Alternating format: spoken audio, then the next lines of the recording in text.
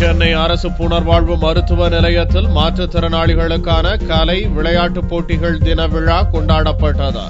ஆண்டுதோறும் டிசம்பர் 3ஆம் தேதி உலக மாற்றுத்திறனாளிகள் தினம் கொண்டாடப்படுகிறது. சென்னை KK நகரில் உள்ள அரசு புனர்வாழ்வு மருத்துவ நிலையத்தில் மாற்றுத்திறனாளிகளுக்கான மரம் நடு விழா மற்றும் கலை விளையாட்டுப் போட்டிகள் தின விழா நடந்தது.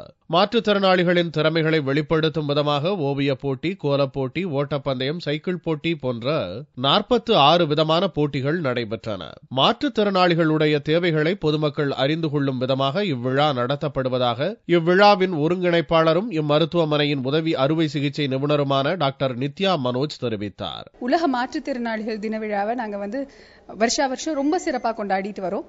இதோட முக்கிய நோக்கம் என்னன்னா, மாற்றுத்திறனாளிகளோட தேவைகளை பொதுமக்கள் அறிந்து கொள்ளவும், அந்த அரசாங்கத்திற்கு உணர்த்தவும், அரசாங்கம் வழங்குகிற சலுகைகளை திருப்பி மாற்றுத்திறனாளிகளுக்கு தெரியப்படுத்துறதுக்குமான ஒரு அகேஷனா நாங்க இதை யூஸ் பண்ணிக்கிறோம். முன்னதாக இவ்விழாவை சென்னை மாநகராட்சி துணை மேயர் சத்யபாமா, சென்னை மருத்துவக் கல்லூரி மருத்துவமனை தலைவர் டாக்டர் மோகனசுந்தரம் மற்றும் அரசு புனர்வாழ்வு மருத்துவ நிலைய தலைவர் சின்னத்துரை ஆகியோர் மருத்துவமனை வளாகத்தில் மரக்கன்று நட்டு துவக்கி வைத்தனர்.